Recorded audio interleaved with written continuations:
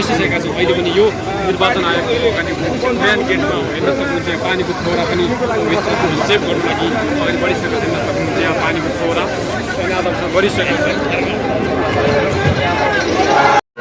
जिन्दाबाद जिन्दाबाद अरु केही जान्दैनौ विशेष सेवा मान्दैनौ अरु केही जान्दैनौ विशेष सेवा मान्दैनौ अरु केही जान्दैनौ विशेष सेवा मान्दैनौ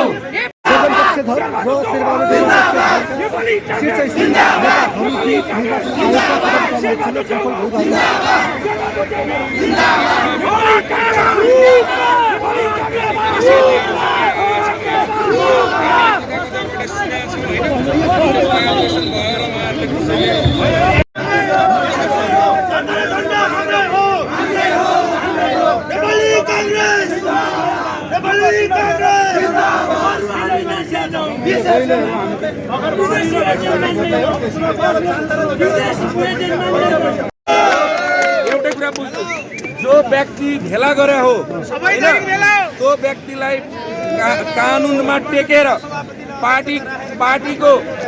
पार्टीको विधि विधानमा टेकेर उहाँलाई कारबाही गरेको हो। 5 वर्षसम्म उहाँ अब चुप्प लागेर बस्दा हुन्छ। होइन भने उहाँले के भन्नुभएको थाहा छ? उहाँले जब हेरियो कि म अब चुनाव जित्न सक्दिनँ, उहाँले पहिले भनिसकेको छ त म चुनावै लड्दिनँ। मेरो दाइ हो भन्छु, दाइ नै हो त उहाँ। महामन्त्री के को महामन्त्री आज? पार्टीले कारबाही गरे होइन? कांग्रेसका साथी पारिपट्टि सभापति भन्छन् अनि उहाँहरूले तपाईहरु गजब कुरा गर्नुभयो। तपाईँ एउटा महामन्त्री पूर्व महामन्त्री भन्छ। सुन्नुस् न, उहाँहरू कुन पार्टीको मान्छे हो सोध्नुस् न। नेपाली कांग्रेसको हो?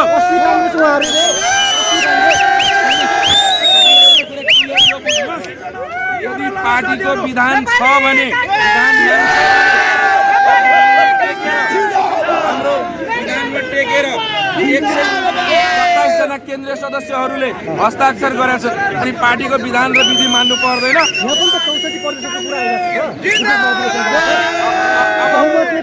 अब फेरि मलाई बोल्न नलगाउनुहोस्। त्यस पछाडि के भन्छ मलाई सार्वजनिक पनि गर्न नभन्नुहोस्। मेरै जिल्ला सुन्नुहोस्, म सुनसरी जिल्लाको हो होइन। मेरो जिल्लामा 2 नम्बर क्षेत्रमा के भन्छ महाधिवेशन प्रतिनिधि बितिसक्यो। उहाँको पनि सिग्नेचर आएको छ। उहाँकै स्वर्गबाट आएर सिग्नेचर गर्नुभयो हो। विधि विधानमा टेकेर यदि मरेको अथवा पार्टी छोडेको अथवा कुनै पार्टीबाट चुनाव लडेको यस्तो व्यक्तिहरूले यदि पार्टी छोडेर गयो भने उसको ठाउँमा कुनै हिसाबले कानुन सम्मत पार्टीको विधि विधान अनुसार थप्न मिल्दैन। तर अहिले थपेको पनि त्यहाँ छ। देउबालाई अन्याय भयो भने निर्वाचन आयोगै आगो लगाउँछौँ भन्नुभयो नि।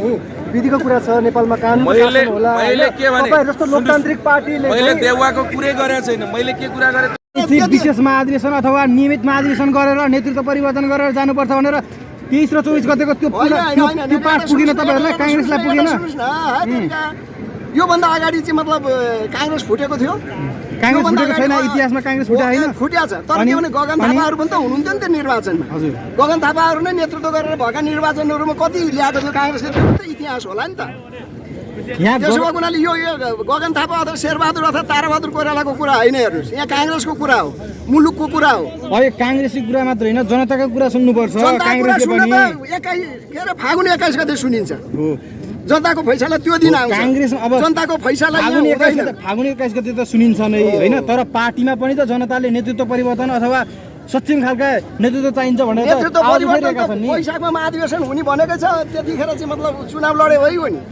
अनि त्यसपछि गगन थापालाई चुन्छ कि अर्कोलाई चुन्छ कि बुढालाई चुन्छ कि ठिटालाई चुन्छ, कांग्रेसले त्यतिखेर फैसला गरिहाल्छ नि। त्यो फैसला कुर्नु पर्यो नि हामीले सबैले। भनेको 14औं महाधिवेशनका प्रतिनिधिहरू 56% प्रतिनिधिहरूको कामै लाग्दैन। त्यसो भए कांग्रेसमा त्यसले कसरी चिन्दैन? तपाईले गरेर दर्ता गरेको अब निर्वाचन गरेर दर्ता गर्नु तपाईले भेरिफाई गरे अब त्यहाँ निर्वाचन आयोगमा आएर बोलेपछि त त्यो आधिकारिक होला नि त तपाईको निर्वाचन आयोगमा। अनि तपाईले त्यो 56% को मात्रै सुन्नुभयो? 1000 महाधिवेशन प्रतिनिधिहरूले फिर्ता लिए भन्ने चाहिँ सुन्नु भएन।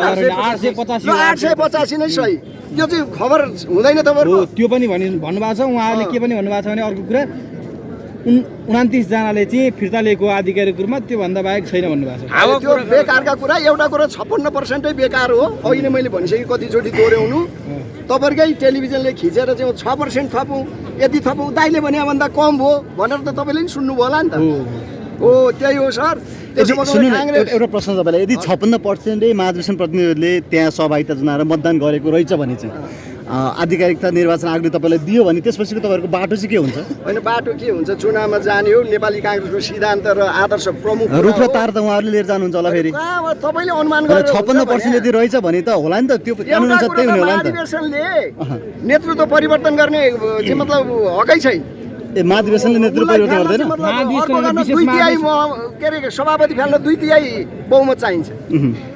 कहाँबाट 56%? त्यो 56% सही डाटा होइन। तपाईँहरू अब बहुमत नपुग्दाखेरि बहुमत पुर्याउनु पर्छ अनि बहुमत पुर्याइसके पछाडि कसले भन्यो 2/3 चाहिन्छ भनेर भन्नुहुन्छ। बहुमतको कुरै होइन। यहाँ चुनाव आइसक्यो, घाँटी 6 गते दरखास्त हाल्नुपर्छ। के को अल्पमत र बहुमत? अब काङ्ग्रेस रुख चिन्ह लिएर जनतामा जाने हो भोट माग्न। यो आक्रोश चाहिँ तपाईँहरू अल्पमतमा परिसके पछाडि उठाउनु कहाँबाट भएको यो आक्रोश त गगन थापा भन्दा पहिल्यैदेखि उठाएको सर। हामीले विधि पद्धतिको कुरा उठाउँदा हामीले धेरै चोट खाएका छौँ। ठिक छ, त्यसो तपाईँको भएको हुनाले त्यो विधि पद्धतिको हामीले कुरा उठाउँदा त उहाँहरू चुप लाएर बस्नु पर्दा हिस्सा लिएर बस्नुभयो थियो।